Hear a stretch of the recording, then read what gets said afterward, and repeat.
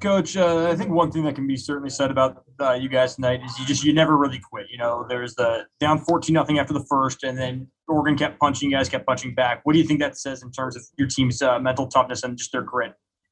There's no quitting this team, Jamie. And that's what I told them at halftime. And that's what I told them after the game.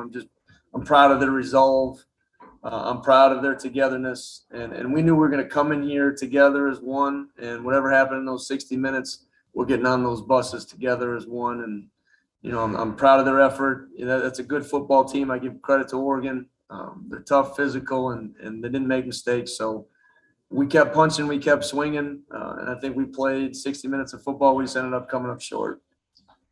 One thing that seemed noticeable in offense is anytime there was a deep 5-step or a deep drop, Oregon got home. And part of that, of course, being just how productive that pass rush is. But did you feel like there was a lot less efficiency when you guys took the deep drops rather than the quick drops and the quick throws?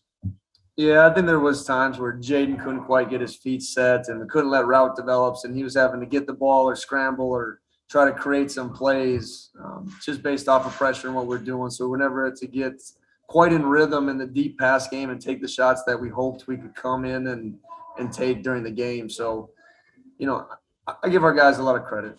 They battled through it. There were some different looks. I think that's a heck of a front seven defensively, and obviously I think they're the best in our league. So there wasn't a whole bunch of things that I thought we could have done better. We just got to make sure we're giving him a little bit more time to set his feet and throw the ball. And just kind of on another note, were Cade and Halid just not quite ready to go? Yeah, we just didn't get those guys in a situation where they were right. Cade was kind of an emergency situation, and HD didn't make the trip. And then we noticed Brian Green was absent as well. Do you have an update on what happened with him? Brian's gonna be away from the team just for a little bit. We had a personal situation. And then last thing, just on that note, we saw Calvin get banged up late in the game. Do you have an update on his status? I don't. And then Colton's here with me, so he's going to ask you something. His computer's not working. Hey, Coach, could you just talk a little bit about the kind of defensive resilience you guys showed getting that forced fumble on the 1-yard line and kind of giving yourself the chance there?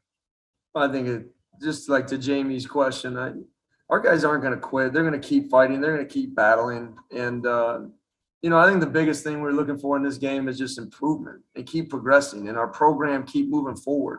Last year, we had them on the ropes a little bit and didn't finish in the second half. And, we kept swinging and some of the same things happened today. But at the end of the day, we're getting better, right? We're still fighting. We're getting to a point where, I'm just proud of this team and what we can still do. And there's a lot of things on the table for us, and we're going to keep fighting for these seniors.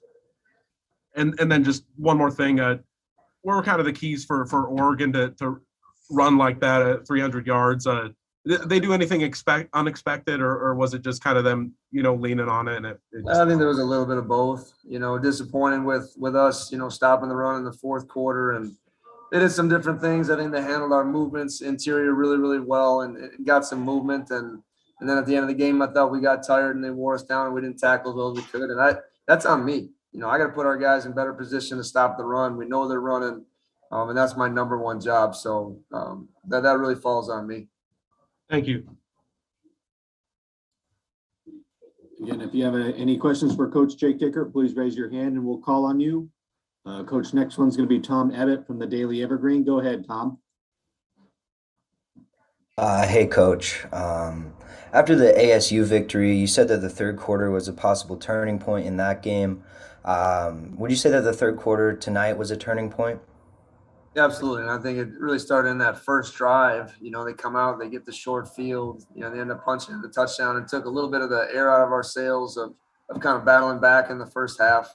But defensively, we just weren't able to get stops when we needed and get the offense enough rhythm and time to really get flowing. So it's going to be hard, when you're not getting stops. And obviously our red zone percentages, just looking at the numbers, aren't going to win you games, defensively. So I think they scored every time they were down there or 5 out of 6. So we just didn't get the stops. And it starts with stopping the run on first down. And they were always ahead of us on the chains. And they're a challenging team once that happens.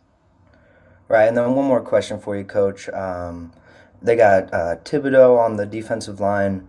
Was there any emphasis on maybe double teaming him on certain rushes or anything like that in the game? Absolutely. I mean, I think, we're obviously a lot of open sets. We slid to him, we chipped him. We had the back working to his side and extra protection. And they did a good job. Sometimes they would slide him inside. They would stand him up and move him in different spots so you didn't know where he was. I mean, he's the best player in America, so he's going to get his a little bit, and we got to try to neutralize it. And we did the best we could, because they got a couple other people that can rush the passer as well. So we did a good job on our plan. Sometimes he out executed even the chip and the double team. So, those are the ways we tried to attack him. Thanks, Coach. Safe travels back to the Palouse. Thanks, Tom. We have time for 2 more questions with Coach Dickert. Last one, or here's another one. Jamie Bennett. Go ahead, Jamie. Coach, just forgot to ask earlier. DeJohn's dribbling had a strong game, another touchdown. Just made some good plays using his size. You've obviously getting to really watch him recently after being with the defense for so long. What did you kind of see in his game tonight? I think Strib is slowly getting better and better and more comfortable. And I think we're doing a better job of just finding ways to utilize the outside receivers too, so they're going to just roll coverage away from the single X, to take some shots down the field. And I think Strib's a big body guy that can go up and make plays. So I'm happy for his success because he works hard. And I think he's a valuable part of the offense to get some of those outside guys involved. And Strib's one of those guys that's proven now that he can make some plays.